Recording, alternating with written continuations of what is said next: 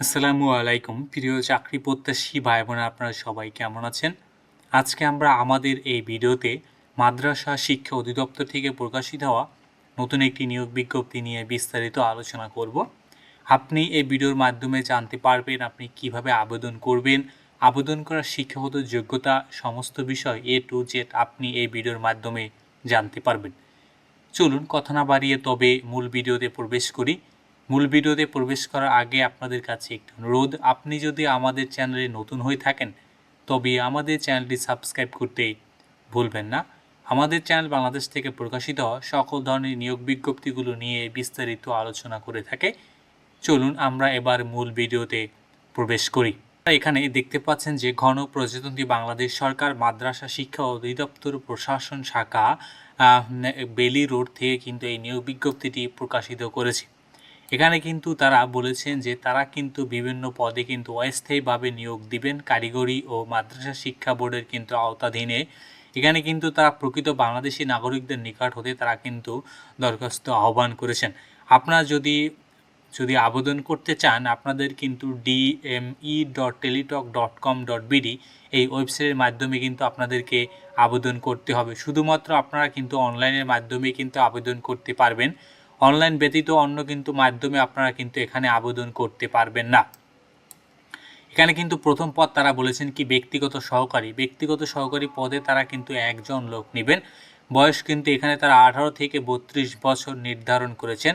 আপনার কিন্তু অবশ্যই যে কোনো স্বীকৃত বিশ্ববিদ্যালয় হতে অনার্স পাশাপাশি কিন্তু আপনার শিক্ষা জীবনে একাধিক তৃতীয় বিভাগে বা শ্রেণীতে যদি সমান সিজিপিএ থাকে তাহলে কিন্তু আপনি এখানে আবেদন করতে পারবেন না বা আপনার সিজিপিএ কিন্তু গ্রহণযোগ্য হবে না। কম্পিউটার চালনায় কিন্তু আপনার দক্ষতা থাকতে হবে। পাশাপাশি কিন্তু ষাট লিপিতে সর্বনিম্ন গতি প্রতি মিনিটে ইংরেজিতে কিন্তু তারা এখানে বলেছে 80 শব্দ এবং বাংলাতে কিন্তু 50 শব্দ থাকতে হবে। পাশাপাশি কম্পিউটার মুদ্রাক্ষরিকে আপনার ইংরেজিতে 23 শব্দ ও বাংলাতে 25 শব্দ কিন্তু থাকতে হবে। দ্বিতীয় পদ কিন্তু তারা এখানে বলেছে ডাটা এন্ট্রি কন্ট্রোল অপারেটর। উক্ত পদে তারা কিন্তু একজন লোক নেবেন। 18 থেকে 32 বছর বয়সের ভিতরে যারা আছেন তারাই কিন্তু এখানে আবেদন করতে পারবেন। এখানে কিন্তু আপনার উচ্চ মাধ্যমিক সার্টিফিকেট বা সমান পরীক্ষায় উত্তীর্ণ হতে হবে আপনাকে এবং কম্পিউটার মুদ্রাক্ষরিকে প্রতি মিনিটে বাংলাতে কিন্তু 20 শব্দ ও ইংরেজিতে কিন্তু 20 শব্দ টাইপ করার মতো কিন্তু আপনার যোগ্যতা সম্পন্ন হতে হবে এবং আপনাকে কিন্তু স্ট্যান্ডার্ড অ্যাপটিটিউড টেস্টে কিন্তু আপনাকে উত্তীর্ণ হতে হবে। 3 নম্বর পদ কিন্তু তারা এখানে বলেছে অফিস সহকারী কম্পিউটার মুদ্রাক্ষরিক। উক্ত পদে তারা কিন্তু 13 জন লোক নেবেন। এটি 18 থেকে 23 বছরের ভিতরে আপনারা যারা আছেন তারা এখানে আবেদন করতে পারবেন। কোনো স্বীকৃত প্রতিষ্ঠান হতে কিন্তু উচ্চ মাধ্যমিক পাস বা সমান সার্টিফিকেট থাকলেই আপনি এখানে আবেদন করতে পারবেন। তবে আপনার কিন্তু কম্পিউটার চালনায় কিন্তু ভালো পারদর্শী হতে হবে এবং কম্পিউটার মুদ্রাক্ষরিকে সর্বনিম্ন প্রতি মিনিটে কিন্তু ইংরেজিতে 20 শব্দ ও বাংলাতে 20 শব্দ টাইপ করার মতো কিন্তু যোগ্যতা সম্পন্ন হতে হবে। 4 নম্বর পদ কিন্তু তারা এখানে বলেছে হিসাব সহকারী। উক্ত পদে তারা কিন্তু এখানে 8 জন লোক নেবেন। এটি মূলত গ্রেড 16 এর কিন্তু একটি জব। 18 থেকে 32 বছর বয়সের ভিতরে যারা আছেন তারাই কিন্তু এখানে আবেদন করতে পারবেন। এখানে কিন্তু আপনি উচ্চ মাধ্যমিক সার্টিফিকেট বা সমান পরীক্ষা পাশাপাশি হলেই কিন্তু আপনি এখানে আবেদন করতে পারবেন। তবে আপনার কিন্তু ব্যবসা শিক্ষা থেকে উচ্চ মাধ্যমিক পাশ করতে হবে এবং কম্পিউটার চালনায় কিন্তু আপনাকে ভালো দক্ষতা থাকতে হবে। আপনারা অনেকেই কিন্তু আছেন যারা আসলে তৃতীয় বিভাগ এই বিষয়টি নিয়ে আসলে কনফিউশনে থাকেন। তৃতীয় বিষয় বলতে কিন্তু তারা এখানে বলেছে 3 পয়েন্ট বা তদূর্ধ্ব হলো প্রথম বিভাগ, 2 পয়েন্ট থেকে 3 এর কম কিন্তু দ্বিতীয় বিভাগ, 1 থেকে 2 এর কম কিন্তু তৃতীয় বিভাগ। যদি আপনার সিজিপিএ 1 থেকে যদি আপনার যদি 1 থেকে যদি 2 এর কম থাকে তাহলে কিন্তু সেটা আসলে ধরা হয় যে এটি তৃতীয় বিভাগের অন্তর্ভুক্ত।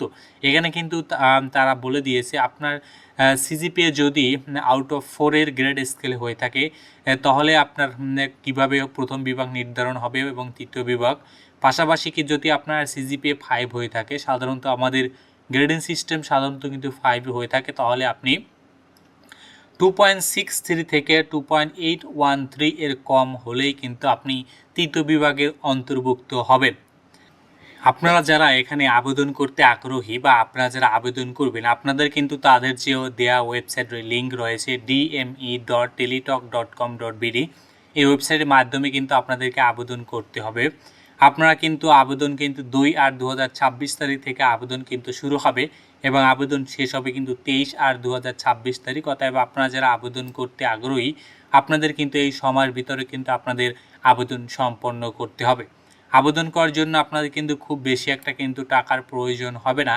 এখানে তারা বলেছে 1 থেকে 4 নং পদের জন্য কিন্তু আবেদন ফি বাবদ তারা কিন্তু 112 টাকা কিন্তু তারা আপনাদের ব্যয় করতে হয়। পাশাপাশি আপনাদের ভিতরে যদি শারীরিক প্রতিবন্ধী, ক্ষুদ্র নৃগোষ্ঠী বা তৃতীয় লিঙ্গের কোনো ব্যক্তি থেকে থাকেন তাহলে কিন্তু মাত্র 50 থেকে 6 টাকা চার্জ বাবদ মাত্র 56 টাকার মাধ্যমে কিন্তু আপনি আবেদনটি সম্পন্ন করতে পারবেন। অতএব আপনারা যারা আবেদন করতে আগ্রহী আপনারা কিন্তু dme.teletalk.com.bd ওয়েবসাইট চলে যাবেন, তাহলে আপনি ইজিলি আবেদন করতে পারবেন। তো ধন্যবাদ আপনাদেরকে এতক্ষণ আমাদের সাথে থাকার জন্য। আর আপনি এখনও যদি আমাদের চ্যানেলটি সাবস্ক্রাইব করে না থাকেন তবে আমাদের চ্যানেলটি সাবস্ক্রাইব করতে ভুলবেন না।